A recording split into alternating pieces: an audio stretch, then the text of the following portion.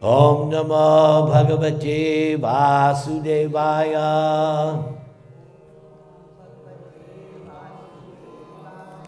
Om Namo Bhagavate Vasudevaya.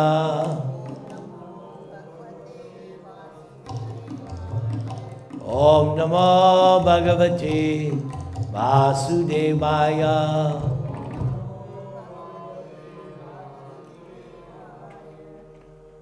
So in the Bhagavad-gita, from one analysis, my spiritual master explains that there are 5 basic subject matters, tattvas, in the Bhagavad-gita.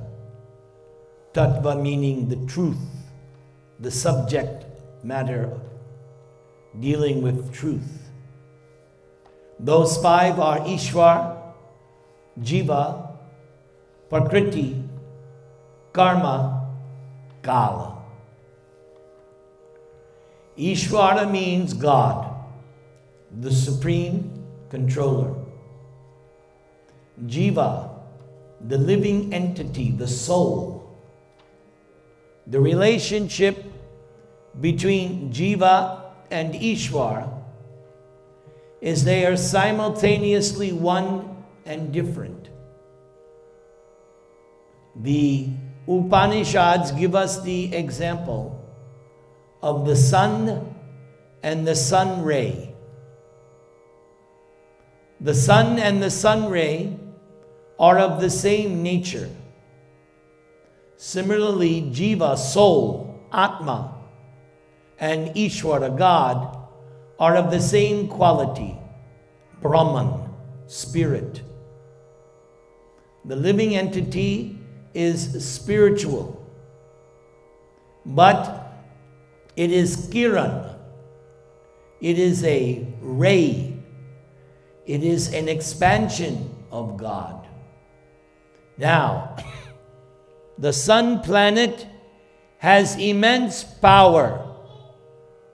The sun ray, minute power. You could imagine, even the sun becomes a little hotter, this whole earth would burn up. So the sun ray has the same chemical composition as the sun planet, but the potency is different. In the same way, Jiva is of the same nature as God, but the potency is very, very minute. Therefore, we can say that Jiva is an incarnation of God. But what kind of incarnation? Limited. Limited in potency. God Himself has personal expansions. Narayan, Vishnu, so many Matsya, Kurma, Varaha, Nrsimha, Vamana, Parashuram, Ram, Balaram, Buddha, Kalki. There's unlimited personal incarnations of God. And they have more or less the same power as Krishna. Because Krishna Govinda is the origin of all the incarnations. As Krishna Himself says in Bhagavad-gita, Mattak parataram nanyat, no truth superior to me. Aham savasya prabhavo mattak sarvam pravartate. Krishna says in chapter 10, everything comes from me. There's only 2 things, matter and spirit. Of course, there are unlimited energies, but for practical purposes, they come in 2 categories, material and spiritual.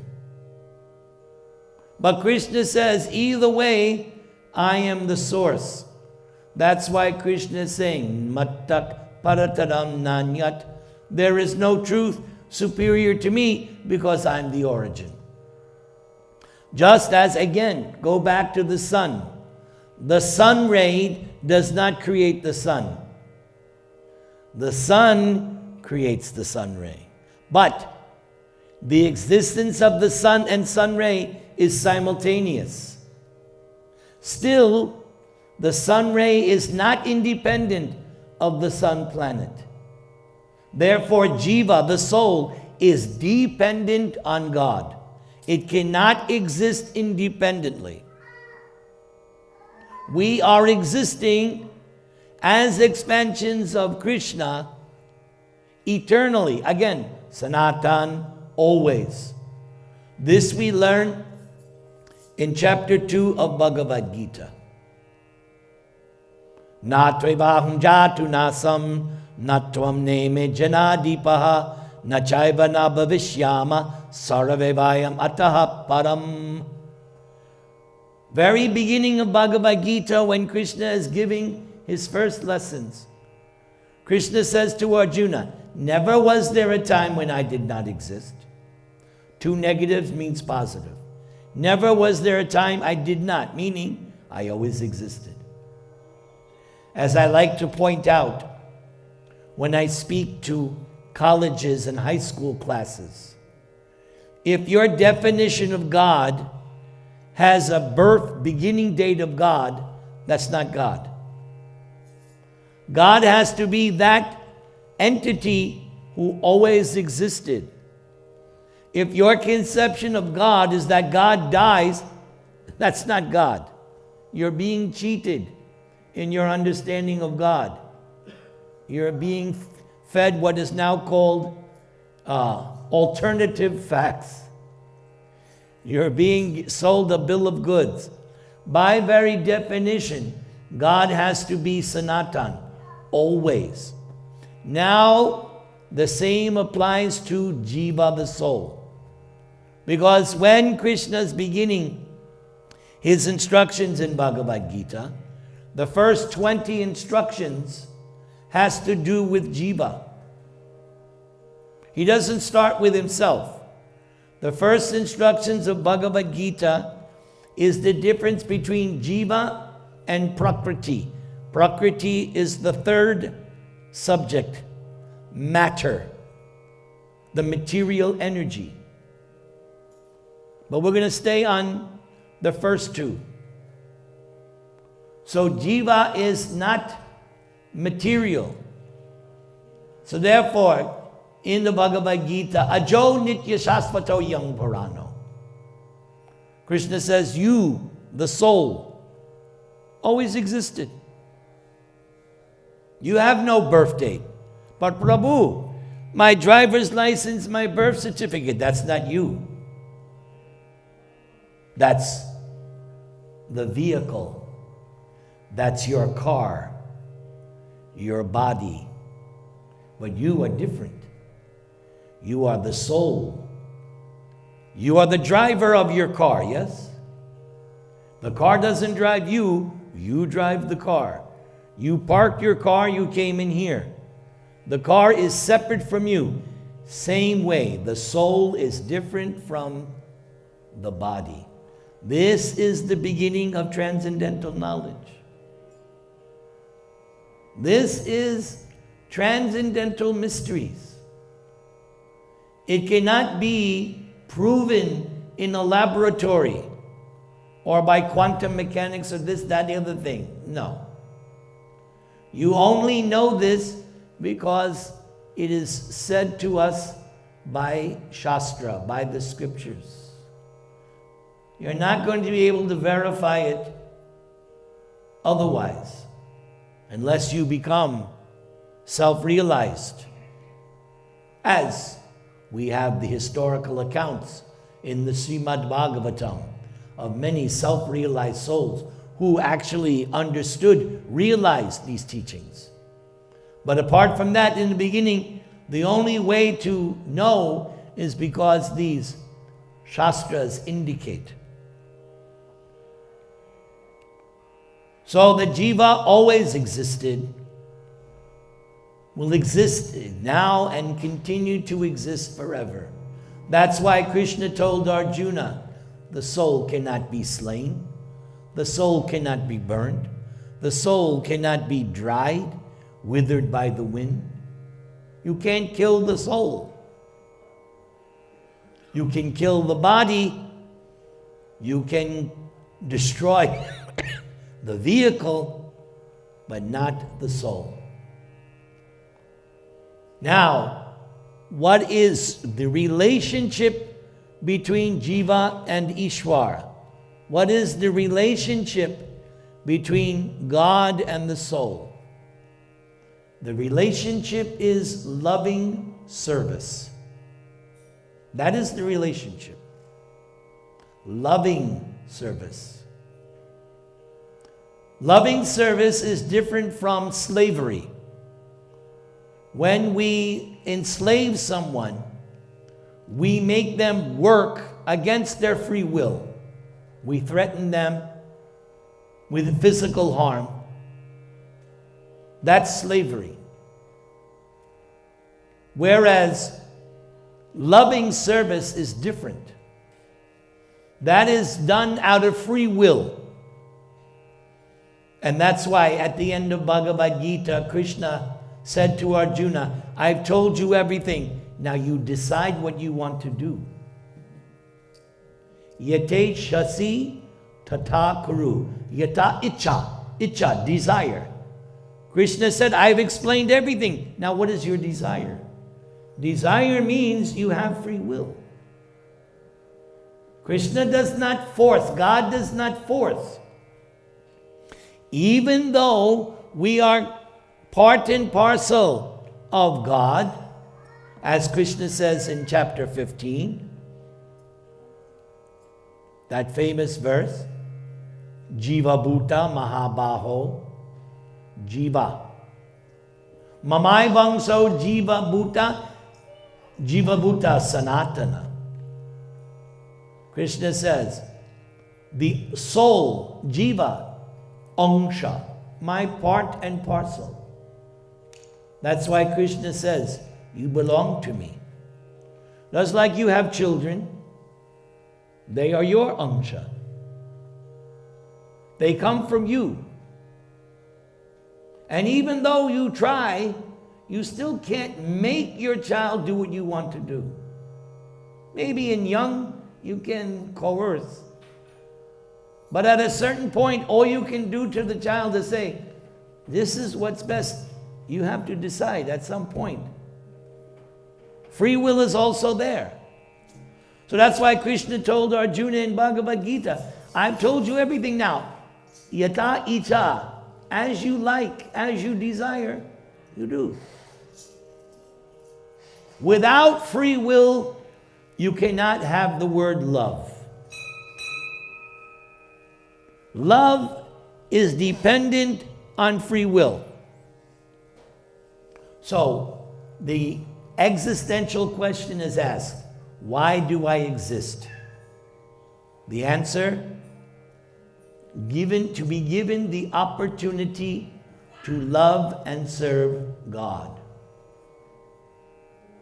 So, those who agree to that proposition, yes, I understand, I've heard who and what and why is God, and I agree to lovingly serve Him.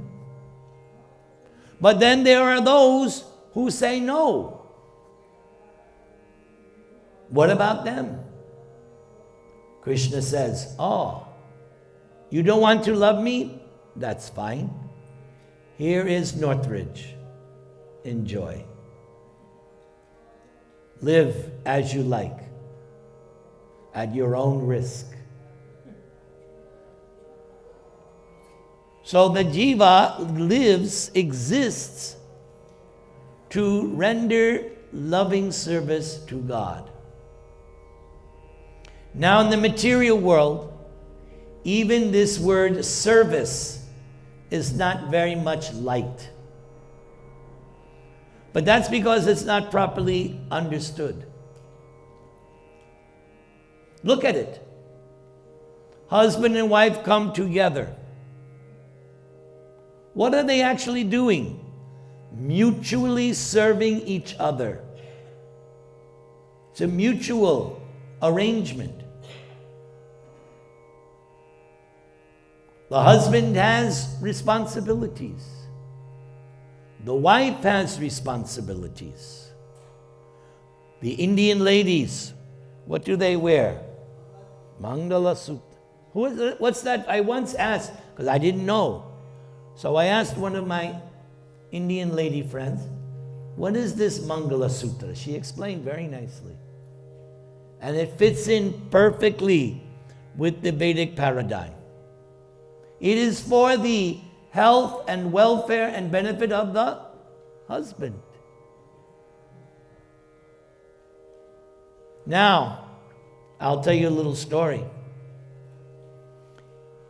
8-9 years ago, I was in South Africa. South Africa is a very interesting place. South Africa is interesting, especially this place, the capital, I think it's Durban. Half Hindu, half African. Very amazing place. And we did kirtan on the street with the drums and the kartals. And there was a group of African ladies with their baskets. As soon as they heard the kirtan, they started chanting. Because this kirtan is universal. They were black Africans, but they could perceive the sound vibration. And happily they were clapping, dancing, and singing Hare Krishna mantra.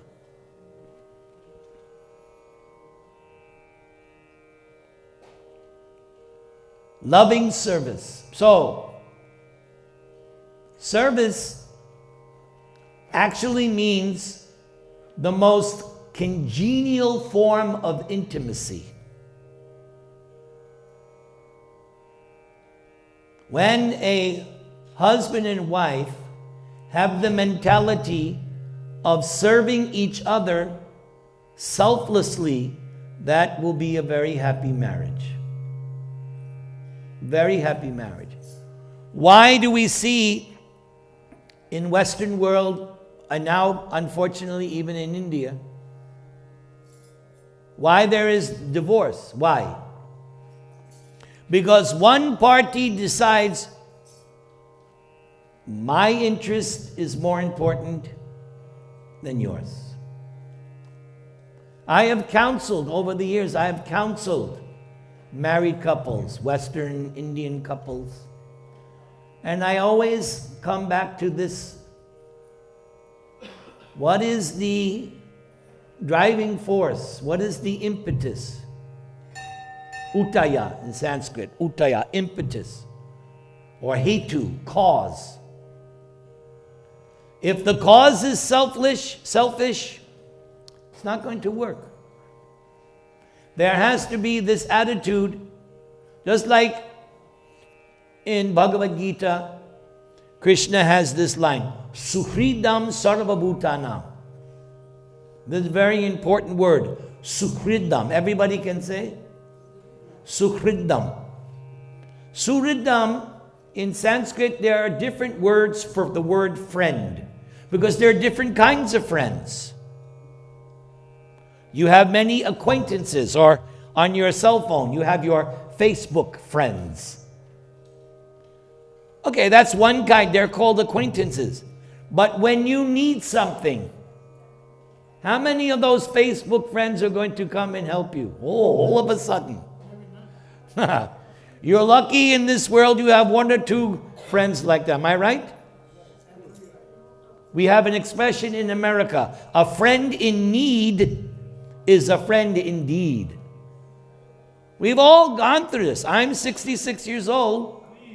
So we have all gone through this. Nobody's life has been like this. Always up, up, up, up, up, up. No, our life has been like this. Up and down, up and down. Sometimes it's good, right? We've all been out of a job for some time or had health issues, or everybody, that's material life. And those times when it's down, that's when you realize who your real friends are. That's, right? Who comes to see you in the hospital? That's when, so, in Sanskrit they have different words for friend. Bandhu, mitra. But this word, suhrit, is very special. Suhrit means well-wishing friend. Means that kind of friend who only has your interest at heart. If you have one such friend, pakka. It should be your husband or wife. I'm not going to get into that. In my case, that's what I have. My wife is my suhrit. Because through so many incidents, so many different things, she has always been there for me. So Krishna says, Suhridam Sarvabhutanam. I am everyone's well-wishing friend. That's not hard to understand. You have children. Parents are naturally the suhrit of their children. You all know, to have a child, to raise a child, lots of money. Putting the child through school, right? You've clothed them, you fed them, you paid for their education. So for the children, and I've told this over the past 20 years, because many of my students now, they started when they were 7, 8 years old. Now they're teenagers or already having their families. And I always told them, remember, your parents are your best friends. Please, always be mindful of your parents. So Krishna says, I am your well-wishing friend. Why is that? Mamai Vangso Jiva Loke Jiva Bhuta. Krishna says, you are my Angsha. As I said a few minutes ago, your children are your Angsha. Naturally, you care about them. Krishna says, you are my Angsha. I care about you. How much does he care about you? He's in your heart. Nobody is as close to you as Krishna. Where do you live? In the heart. 5 places in Bhagavad-gita, Krishna says, I also live in your heart. He's the landlord. But he's a nice landlord. He's also living in the cave of the heart. Sometimes in the Vedic Shastras, the heart is compared to a cave. It's a secret place. So the soul and Krishna both residing, or another example given in the Upanishads and also in the Bhagavatam. 2 birds sitting on a tree.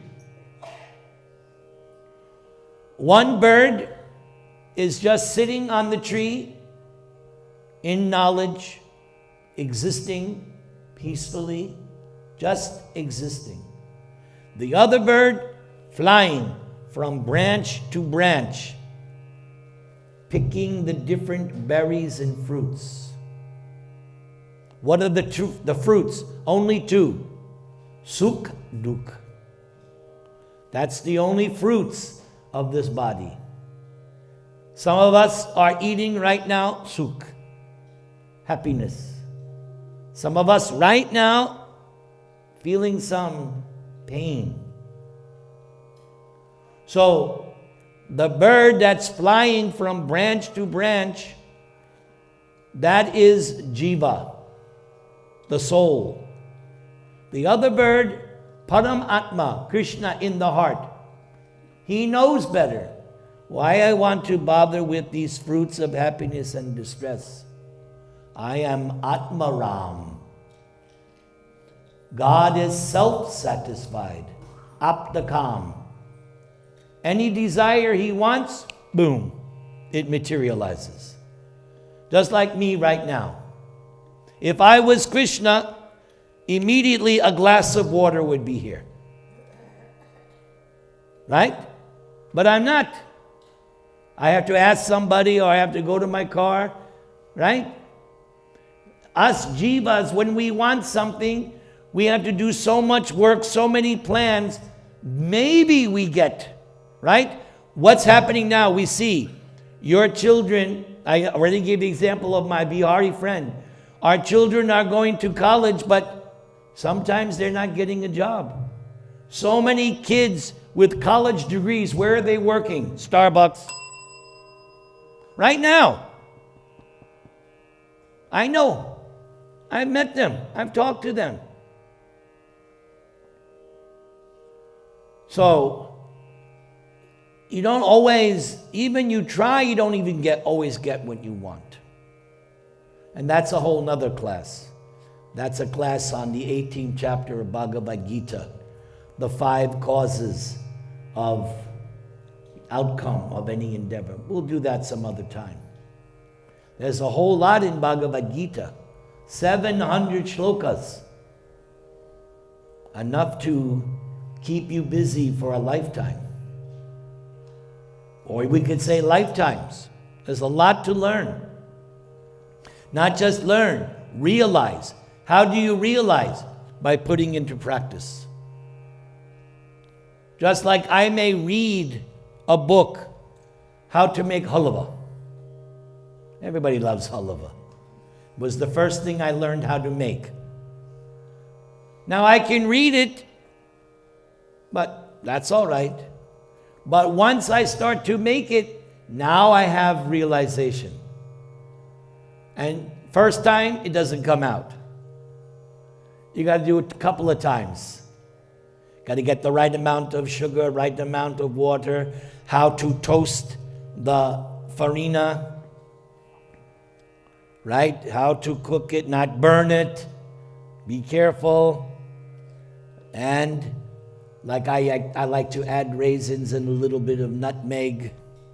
That's my style. Or cooking, even cooking rice, right? How much water, how long? See? Krishna spoke to him in his heart. Therefore, you get special blessings. What is your name? Mystery. Come here. May Krishna fulfill all your desires. Well, she has to come. I don't have my arm is not Vishnu.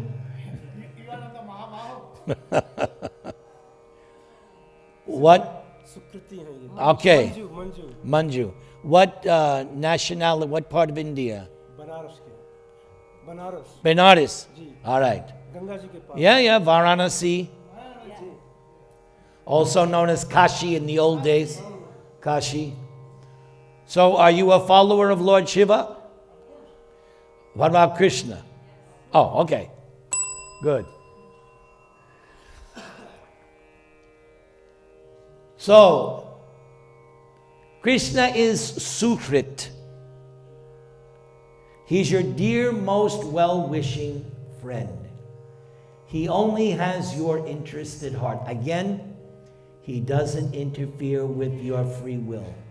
He's waiting for us to turn to him. Just like in Bhagavad-gita, Krishna agreed not to fight. He promised, I won't pick up any weapon. I'm not taking any side. But Duryodhana and Arjuna both came to see Krishna in Dwaraka. Duryodhana chose Krishna's army. Arjuna was happy with just Krishna. But that was the deciding factor. But Krishna said, I'll simply be your chariot, your chauffeur. Krishna is Arjuna's Uber driver. Am I right? Uber now is the big thing. Everybody's doing Uber. Right? So, that's not a new thing. Krishna is the original Uber. And in the beginning, Arjuna was lamenting and this and that. Krishna was not saying anything. It was only when Arjuna said to Krishna, "You be my guru," then Krishna said, "Okay, I will speak." Up until that time, Krishna was silent, just, right? So Krishna is the same way with us. He does not interfere with your free will. He'll try to give you some intuition, but you have to act on it. He doesn't force you. Now, fortunately for you today, you listened to Krishna and you came here, you heard about Krishna. That was real Ashirvad for you. Because it says in Srimad Bhagavatam, Shrinvatang Swakata Krishna Punya Sravana Kirtana Hridiyantaksto Hiya Badrani Vidun Hoti Suhrit. Again, that word Suhrit Satam. Again, Krishna says, anyone who hears my message, Krishna's message is Bhagavad-gita. Anyone who hears about Krishna, Krishna Katha, Krishna in the heart, is your well-wishing friend. What does he do? Vidhunoti, cleanses. What is he cleansing? Anxiety. That's what Krishna... Right now, you're peaceful. Hopefully you've turned off your cell phones. Otherwise, you'll be like this during the whole class. You won't get the full benefit.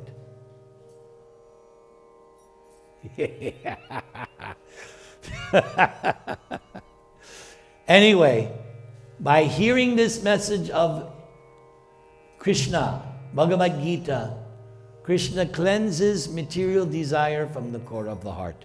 I will stop here. Everybody, we can chant one time the Hare Krishna mantra together.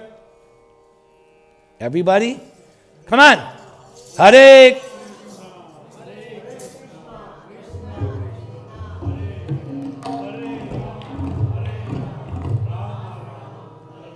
Oh, okay. I wasn't sure if you knew it. Okay.